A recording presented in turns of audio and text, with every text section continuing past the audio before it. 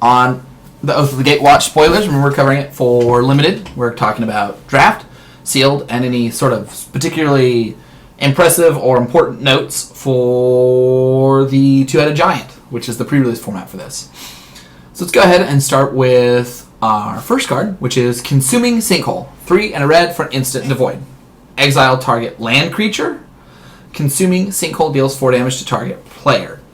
Now, we had a version of this that was 3 and a red, exile target land. The cool part to that is you could counter...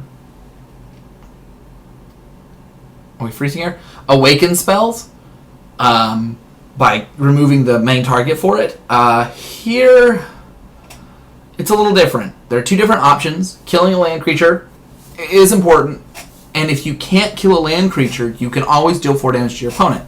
I think you're basically just going to want to play this in more aggressive decks that usually want to kill the player, because being able to kill a creature is a big boon, and worst case scenario is you're doing 4 damage.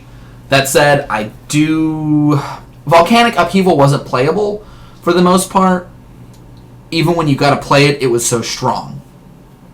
This is a worse version of Volcanic Upheaval when you want to exile the land, but a much better version when exiling land isn't a good option. That said, just playing it in red aggressive decks for the most part, and with that, I think it's somewhere like D+, other than that one specific deck where it's a little bit better, but not significantly better. Even in my best red decks, I'm not going to usually want to run the Consuming Sinkholes. Eldrazi Aggressor is 2 and a red for a 2/3 to void. It has haste as long as you control another colorless creature. Again, this is another aggressive red card. It has an amount of toughness, so it's hard for your opponent just to block it with a 2/2. We saw a lot of those in the other colors.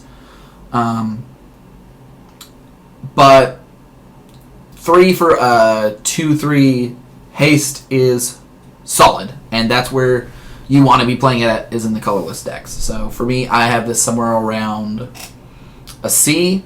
It is important to note that you do need a good amount of 2-drops for this to be super effective, because, this is your first creature on 3 some amount of the time. Alright, let's get to a really powerful card.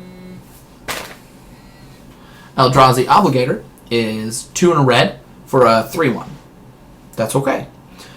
When you cast Eldrazi Obligator, you may pay 1 and a colorless. If you do, gain control of target creature and untap it, it gains haste. So you're paying 5 to get a hasted body. 2 hasted bodies, in fact. This is a 2 and a red for a 3/1 haste. So that's a really strong effect. 3 and a red for a haste creature is okay. I would play that card. I would be happy to play that card. It'll usually do a decent amount of damage. The fact that you can pay another 1 in the colorless to steal one of their blockers or their best creature puts a lot of pressure on them. I think that this card... The power level of this card is very high, but it does put you into the aggressive decks. For me, it is a B. I could see somebody going up to a B+ on it, though, because of how much of an influence the card has. The fact that you get to both essentially take away a blocker, add extra damage on, and have 3 power coming at all at the same time is very, very strong. Immobilizer Eldrazi is 1 in a red for a 2/1 Eldrazi drone with the void. 2 and a colorless. Each creature with toughness greater than its power can't block this turn.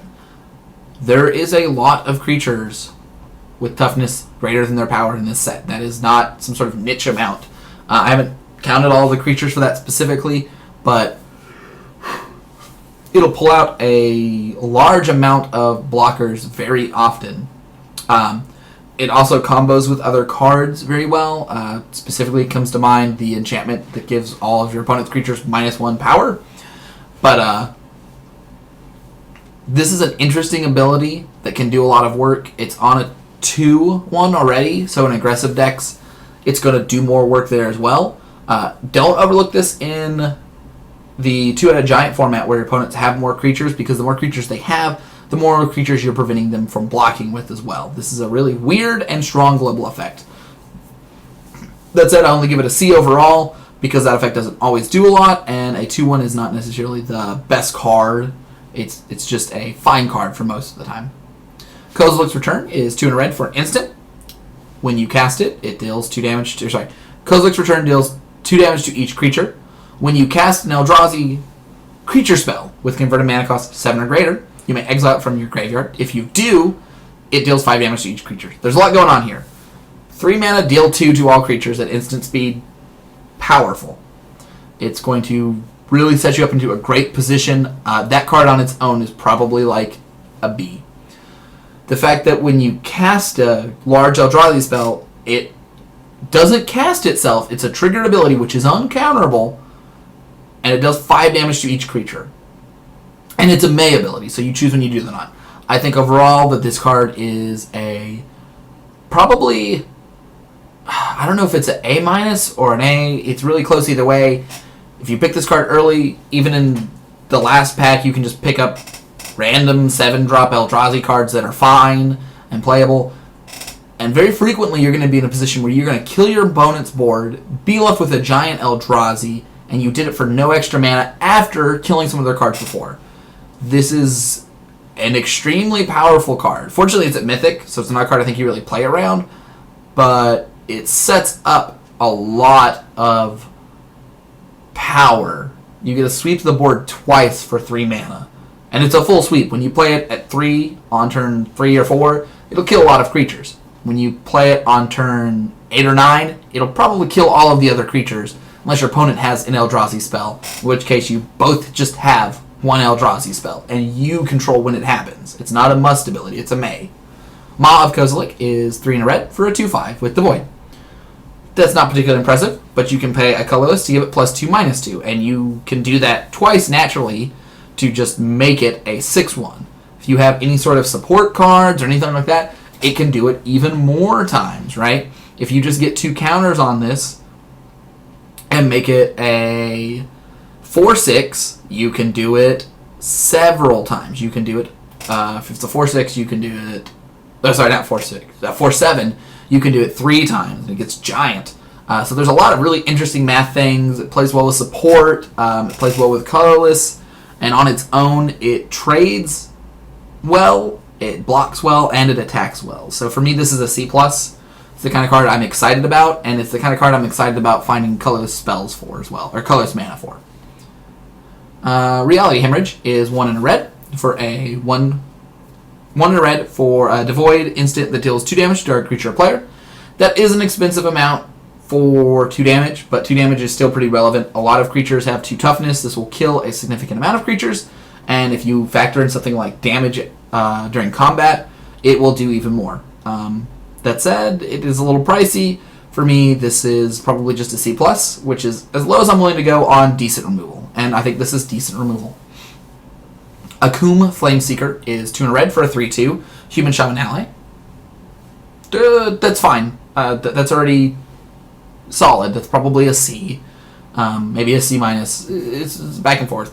But the cohort ability is pretty good. It's tap and tap an untapped ally. Remember, you can tap the ally for the activation cost, not the one with cohort, but the one you're tapping addition, the turn it comes into play, because it's being used for an activate ability, not its activate ability, which allows you to kind of do it when it has summoning sickness. But discard a card if you do draw a card. This lets you get rid of the extra cards in your hand if you don't have a way to use an excessive amount of mana, or you have a card that's too expensive. And in those situations, you can just use your cohort abilities. And you really only have to use this once for it to kind of get that full 3 mana worth of value out. The first time you rummage, it's fine. If you do it more than once, you're really getting a decent amount of value out of it. Like, looters are powerful cards, even if you're having to tap 2 creatures. The only thing I don't like is that that's more of a defensive cohort's more of a defensive ability overall, and on a 3/2 that's a little bit odd because it doesn't block well, or it doesn't block multiple times entering. Yeah, Joshua is pointing out that cohort is an ability that plays well defensively, and it plays well in aggressive strategies because it lets you take advantage of the board stall, and those are all very true points. We talked a little bit more about cohort when we talked about white, but I'll talk about it again here too, is that cohort is a more defensive than offensive ability. The fact that you can leave your blockers up past the turn, after blocks or during blocks, use the cohort ability to make things stronger, to get a final ability out of a creature, is very strong. But you can also leave your blockers up, pass the turn to your opponent. They still don't have good attacks, and the end of turn, use your cohort abilities, is strong as well. The cost to that is you need at least 2 allies. That's not necessarily easy. And your cohort creature has to survive a whole turn. If I have a reality hemorrhage, I can make it so your Raccoon Flameseeker doesn't get the ability to cohort unless it has haste. Boulder Salvo, to me, is the sort of marquee red surge card. 4 and a red, sorcery, deals 4 damage to target creature. That is a playable card. That is like a C. Surge for 1 and a red. This is really where it's coming down to. I play my 2-drop, and then I surge. So it's turn 4. 2-drop, kill your creature. I built my board, I killed your creature. I played 2 powerful spells. Or, I played 1 okay spell, and I did my powerful surge. I think if you're going to play a surge deck, you need to be able to get to 5 mana. Not for a lot of 5 mana spells, but for your 3 mana spells and your 2 mana surges, or vice versa, 3 and 2, either way. But I do think that surge plays well with other cards. It is important to note that you can surge sequence, you can kind of cascade surge, right? I can play my 2 mana spell, then surge my 2 mana spell, 2 mana surge, 3 mana surge. That's a good way to use 7 mana to get more than 7 mana's effects. And going back to surge is the backbone of the 2-headed giant format. Your Boulder Salvo will always cost 2, and paying 2 to deal 4 damage is very strong. Flame Slash did that for 1 mana, and it's way too strong. At 2 mana, it's still very strong, although it's not excessively strong. I think Boulder Salvo is a solid C+. You're going to play it very frequently. When you can surge it, it'll shine, and when you can't surge it, it'll be acceptable. Brute Strength is 1 in red. For an instant, target creature gets +3/+1, and gains trample. It's fine. The 1 toughness does save you in combat a decent bit of time, but it's not going to push you into an extremely strong position. It's usually just going to use that card to kill your opponent's card. So I'm not too terribly big on it. I will say I like it with Eldrazi Scions in that you can just turn your Eldrazi Scion into a 4/2, and that trades with a lot of cool stuff. I think it's a C-. Chandra Flamecaller is our first Planeswalker at 4 red, 4 toughness, 4 loyalty, Planeswalker, +1, make 2 3/1 elemental creatures with haste, exile them at the beginning of the next instep, 0, discard your hand, and then draw that many cards +1, and -X, it deals X damage to each creature. All these abilities are great. Getting to just swing 2 3/1s into their board stall position means you're probably going to be taking away and chipping at them. It's pretty rare for your opponent to have multiple 4 toughness creatures. Discarding your hand and any cards you don't need to get new cards, or at the very worst, just drawing an extra card is great, and your opponent needs to stop that very quickly. And paying X to do X amount of damage is great because you can kill all your opponent's cards if they have a big board. You can kill all their 4 toughness creatures, which is terrifying. Like how many 4 toughness creatures are out there, and you're going to kill all of their creatures and your creatures. It's pretty powerful too. Chandra Flamecaller costs 6, and she's going to win you the game usually. I think that she's probably my first A+, because if you're ahead, she ends the game very quick by +1ing for 6 damage. If you are in a board style where you don't want to do damage because you just are looking for more cards, she draws you more cards and or gets rid of the cards that aren't useful in your hand. And then if for some reason your opponent has creatures and you need to get rid of them, you can kill as many as you'd like that have 4 toughness or less right off the bat. But if you don't have an answer, let's say they have a specific creature that you need to kill that has more than 4 toughness, you can just discard your hand to get new cards, or you can kill all their small creatures. So she's very versatile and extremely strong. Terrifying. Cinder Hellion. 4 and a red, 4/4/4 Trample Hellion. It's not an ally because it's just one of the things of Zendikar hanging out kind of critters. And when it enters the battlefield, it deals 2 damage to target opponent. So it's a 5 mana 4/4 Trample, which I think is fine, although not great. And it deals 2 damage. It's a great curve topper for your red aggressive decks. It's a fine card in your mid-range decks. For me, it's just a solid C. It's not really doing anything exceptional or underneath. That said, it is a 4/4, so it will do a lot of damage. So maybe it is a C+. I do like 4/4 for the 4. 4/4s for 5. That is kind of the threshold, and there's not too many creatures with 5 toughness, so I'm really flirting between the C plus and the C. Probably a C plus more than I think about it. I'm really happy to play my first one of these. It drops quite a bit from there. I don't want to run too many just really vanilla 5/5s, but the fact that it has trample does mean that it's hard. It puts a lot of pressure on your opponent. Devouring Flames is 2 in red for sorcery. As an additional cost to casting it, return a land you control to its owner's hand. Deals 5 damage to target creature or planeswalker. So it kills something. The fact that it says or planeswalker is a nice touch, because if your opponent does have a planeswalker, this does just kill the planeswalker, which is not something you usually get access to in Limited. So that's a cool big plus there. You don't want to cast this on turn 3 too often. You will if you need to, and if you need to, you definitely need to. But it plays well with landfall, because you get another landfall trigger, because you've returned a land to your hand. If you have, let's say it's turn 6, and you didn't draw land, you drew a Devouring Flames, and you also had another card to cast that costed, 4. You can tap your 6 mana, play your Devouring Flames, return it to your hand, replay that land, tap that land for another mana, and you got to play 2 spells. So it plays well with surge spells like that. I do think it's a pretty strong card. For me, this is a B-. It does require a little bit of setup, but that setup can be leveraged into advantage, but not necessarily on its own. Embodiment of Fury, however, is 3 in a red for a 4/3 elemental. The land is angry. It has trample, and creatures you control have trample. That on its own is fine. I'm not excited about a 4/3 trample with my land creatures have trample, but whenever a land you enters the battlefield under your control, you may have target land, which includes that land, become a 3/3 elemental with haste. And it also has trample because of that creature. If you double target a land you awakened, that would mean that it would give the 3/3 base plus the counter. So if you had 3 1/1 counters from Awaken, you would now have a 6/6 land with double haste and trample. That is very good. I think Embodiment of Fury is one of the most powerful creatures at uncommon and common in the set. For me, it's a solid B. You do need some way to make land creatures to make it go from merely really great to utterly ridiculous. But the fact that every land you play attacks as a 3/3 trample immediately is really good. It goes well in aggressive decks and any deck. It's definitely a top pick. So it's a solid B.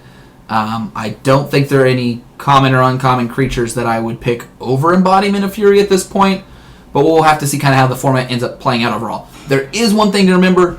It is a real cost to playing your lands and attacking with them if your opponent can trade the resources for your lands. So if you're playing a lot of 6 and 7 drops, Embodiment of Fury loses some amount of value because you could be trading your land resources for their creature resources, which is good, but if you end up drawing more expensive cards that you can't cast later, you can end up behind. It just means it's better in aggressive decks than non-aggressive decks. Expedite, red. Target creature gains haste until end of turn. Draw a card.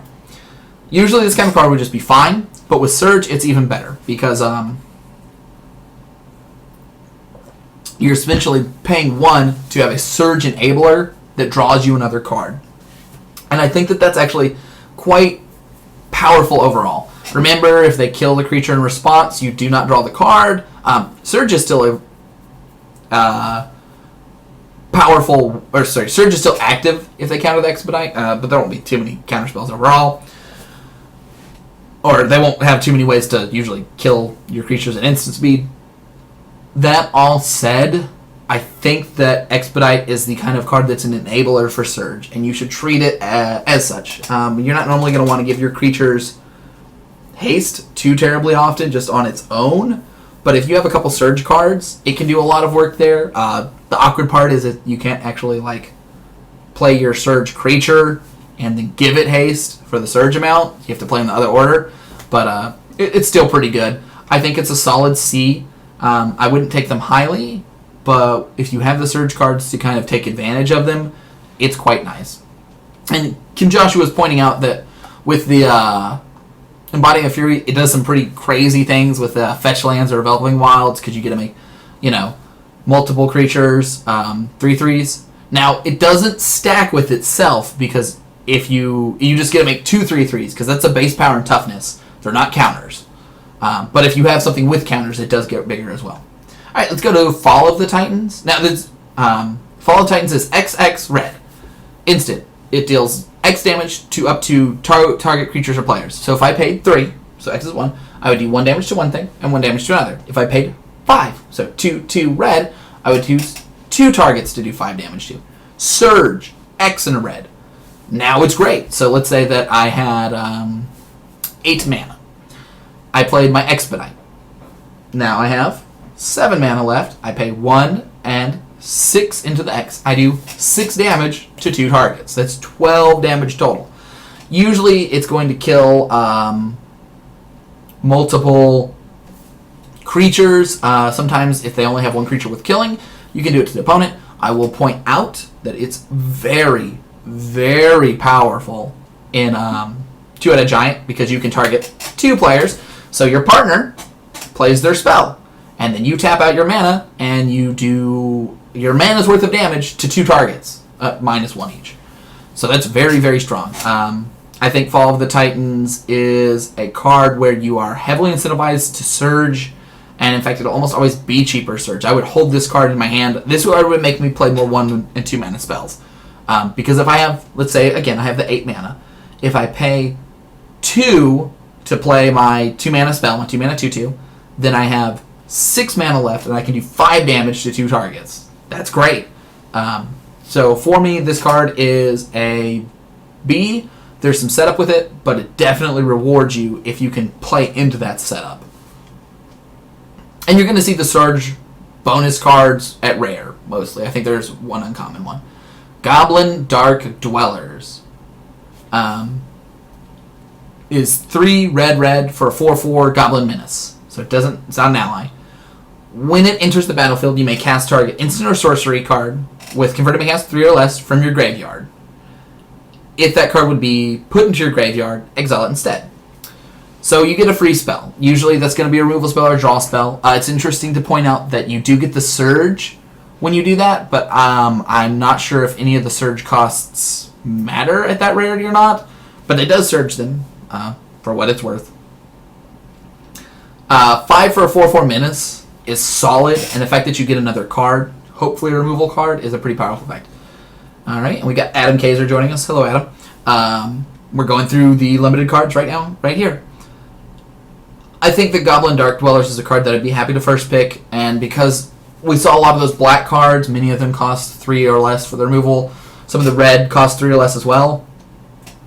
Means that I'm very happy to do that. You're really trying to set up a draw spell or a removal spell with Goblin Dark Dwellers. But if you don't get anything, 5 for a 4/4 Menace is acceptable. So for me, I think that this card is a solid B. It's getting me 2 cards of value, and one of those cards is usually going to be a removal spell, and the other card is usually going to be a 4/4 Menace. And that's a lot of card for just 3 red. Goblin Freerunner is 3 in a red for a 3/2 Goblin Warrior Ally, and it has Menace. 4 for a 3/2 Menace is fine. Not great. That's probably like a C or a C-. And you can Surge it for 1 in a red. I think this is actually a really good Surge card as well. Being able to, in my aggressive or slightly less aggressive deck, play a 2-drop, and the next turn play a 3-drop, and then on turn 4, play 2 2-drops, but one of them is Goblin Freerunner, which is a 3 mana great card or a 4 mana okay card for 2, is really good. You can set up a lot of really good plays if you just have 2 or 3 of these in your deck. So for me, I think this is actually a C+. I know that seems a little bit odd, and it might be a little bit high, but I really think that sequencing your spells and thinking about your converted mana cost intelligently will make Surge a very powerful ability. We'll see if that comes to fruition, but right now I'm on the side that while Surge decks don't matter, when your deck has Surge in it, making choices and building your deck in certain ways counts for quite a bit more. Kazul's Toll Collector. 3 and a red for a 3/2 Ogre Warrior. That's mostly what it is. 0, attach target equipment you control to Kazul Toll Collector. Activate this ability only time you can cast a sorcery. The equipments do not have particularly expensive cost to equip, so this is not particularly good. It might be a cool card to do outside of other stuff, but I think as far as limited goes, it is a 3-mana 3/2, which is a C- for me, and I don't think that ability matters too much. Oath of Sandra. 1 and a red. When it enters the battlefield, it's a legendary enchantment. Deal 3 damage to target creature and opponent controls. Okay, that's really what's going on with it. The Planeswalker ability is not important. I think that's fine. That's a removal spell. It's a sorcery speed removal spell. I will play that. That's, I think, one of the better oaths overall. And I'm happy to play a removal spell for 2 mana at sorcery speed. So I'm going to go ahead and give that a B-. Maybe it's a B. I mean, it just kills a creature for 2 mana. Yeah, that's definitely a B. That's really solid. I'm really happy to play that. And you can play it after combat with damage on your opponent's bigger creature. You know, you attack your 3/3 into their 6/6, and then you play your Oath of Chandra, and you traded 2 smaller cards for 1 bigger card. So I'm definitely big on Oath of Chandra. I think it's the best oath so far. Presence Service is 4 and red for sorcery. Support 2. Gain control of target creature until end of turn. Untap that creature. It has haste.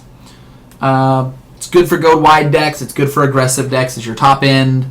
I don't like expensive versions of stealing, but this does add 2 damage, and it does add the counters permanently. But for me, it is just a C-. It's not doing as much as I'd hoped it would do. Pyromancer's Assault is the card that asks us how good is Surge. 3 and a red enchantment. Whenever you cast your second spell each turn, Pyromancer's Assault deals 2 damage to target creature player. How much damage do we have to get out of this, and how much do we have to work? Depends on, is this card great or not?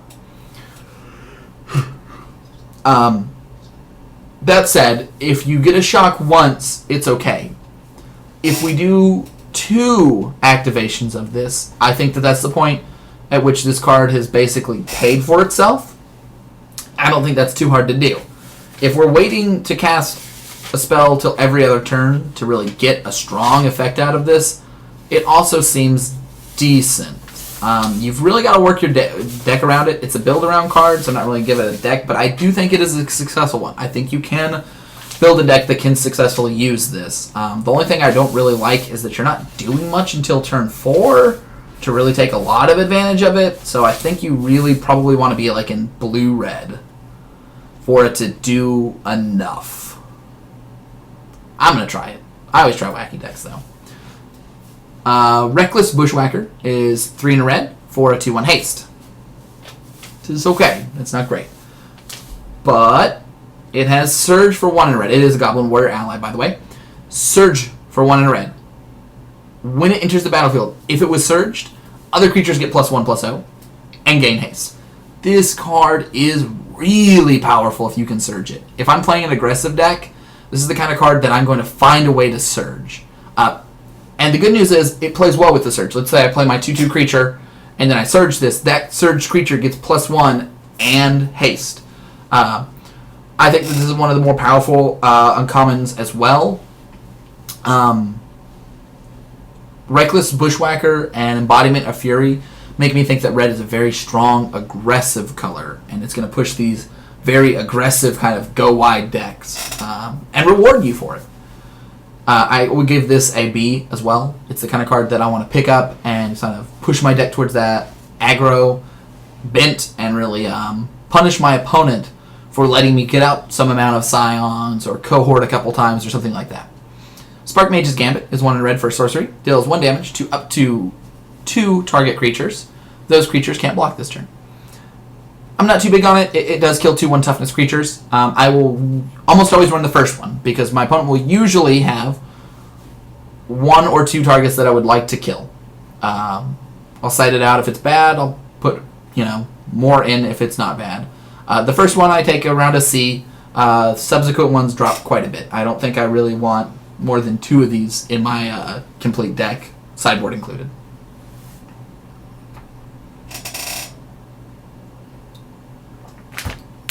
Tears of Valakut is 1 in red for an instant. It can't be countered by spells or abilities. And it deals 5 damage to our creature with flying. It's a sideboard card. It's a plummet. That's what it is. It kills flyers. I don't think of any flyers that can survive this off the top of my head. So there you go. Play it in your sideboard. It's great. Tyrant of Valakut is 5 red for a 5/4 dragon. not an ally. Allies are not dragons. They're not the dragon allies. They're all on their own. So it has a 5/4 flying for 7. That is not very good on its own. It's acceptable. I'll play it. But it has Surge for 3 red. When it enters the battlefield, if it was surged, it deals 3 damage to target creature or player. So it's very strong. It's essentially giving you another spell. And that other spell is 3 damage to a creature, usually. Sometimes to a player. So, if you wait until turn 7 to play your 2-drop, you got another spell in addition to the spell you played. So it's worth waiting to usually play this card. 3 damage is nothing to scoff at. That said, it is a little bit tricky. I don't want to play this in my aggressive decks, because even with the Surge, the quickest I'm going to be surging this is turn 6, really. I'm not going to play the free spells in that deck. So I guess I'm playing this in a more controlling, slower deck, in which case, it's fine, but I don't think that this is quite as good, because I think red is very aggressive, and I think Tyrant of Valakut doesn't play well in aggressive decks. So for me, it's just a B-, even though it is a very powerful card. Zada's Commando is 1 in red for a 2/1 Goblin Archer ally with First Strike. 2/1 First Strike ally is already, there. I'm happy with that. That's a solid card. That guy's going to do good work. That card's a C, maybe a C+. Cohort. Deal 1 damage to target opponent. So it's not a crazy ability, but it is very strong as a cohort card. For me, this is a C+. This is the kind of cohort that I want to go with. Let's say that I attack for a while, and then the board starts slowing down, and I've got a Zada's Commando and maybe another First Strike creature. Now I have a significant amount of power First Strike, so I can just stop my opponent from attacking. And every turn they don't attack, I get to shoot them for 1 with one of the 40 weapons that this little guy is holding. Yeah, and as Kim Josh is pointing out, it's a common. A lot of the good cohort cards are commons and uncommons. Cohort is a limited mechanic. You can expect to have multiple Zada's Commando. It's not hard to imagine a board state where you played some guys and you attacked, and the board settled down, and you have 2 Zada's Commandos and 2 or 3 other allies, and because most of your red and white cards are allies, so you've got these allies just sitting here, and every turn you're just cohorting. You're doing 1 or 2 damage. You're doing something small, but it's going to add up very quickly. Your opponent needs to end that board stall, or you're going to win the game with cohort. All right, let's scroll on back up here. I will say, red is very aggressive. The cohort part does help them catch back up, but the amount of aggression in it is pretty interesting. I also think that Pyromancer's Assault, which is a cool card, I do not think is particularly playable. The only time I'd be excited is if I was in sort of blue-red, because when you can draw cards, then you're really getting paid off, because you can consistently activate Pyromancer's Assault most turns. And when you can have activated most turns, it is well worth playing. But we saw Oath of Chandra is a great removal spell at well, no, that's a rare. What common and uncommon removal do we have? Devour in Flames, Boulder Salvo, Reality Hemorrhage. So we've got 3 pieces of good removal at common and uncommon. Solid removal. It's not bad. Alright. I still think that black is my favored color for total amount of raw power. But red has a very good aggressive bent and has the removal to play well with it. Alright, we are going to go on to green, and that will wrap up our main colors, and then I'll cover multicolor, artifact, colorless, land, all that together. So you guys